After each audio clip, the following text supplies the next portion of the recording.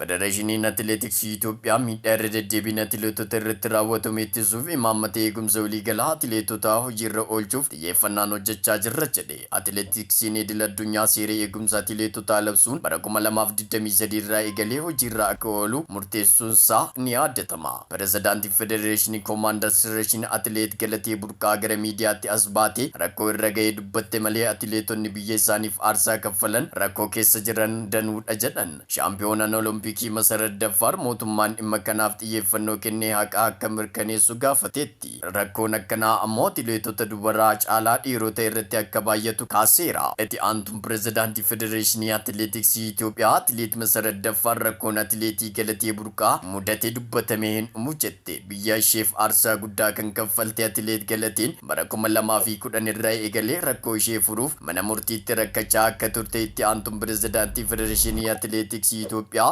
Atleet Masarat Daffaar eerteerti. Goota biyyaaf aarsaa guddaa kaffalte kanaaf haqni akka kennamu barbaanna jette. Seerri hojiirra ooluuf jiru kun dhiibbaa fi miidhaa atileetota irra ga'u ittisuun walqixxummaa atileetotaa mirkaneessuu irratti kan xiyyeeffatudha jedhan. Itoophiyaa keessatti rakkinichi yeroo irraa yerootti guddachaa dhufuu naaf beekaa kan jedhe Federeeshinichi rakkoon Atleet Galatee irra ga'e agarsiisu tokko ta'uu ibseera. Baha Afrikaatti miidhaan keessumaa atileetota dubartootaa irratti raawwataman yaaddessaa ta'uun Federeeshiniin ibsa kennee hubachiiseera. Oduun ammaaf qabanne asuma irratti xumuraa jalqabarraa kaastanii hamma ammaatti waan dhaggeeffattaniif kabaji keessan guddaadha. Oduu faana akkasii faana ture ani qaxalee keessaniif tudha. Oduu weetawaa bifa kanaa qabadhee akkasii dhiyaadhuuf immoo tiiktookii koo fooloo laayik riipoost koppii liinkii gochuun na bukkee dhaabadhaa jechuun hawwii koo yeroo hundumaa.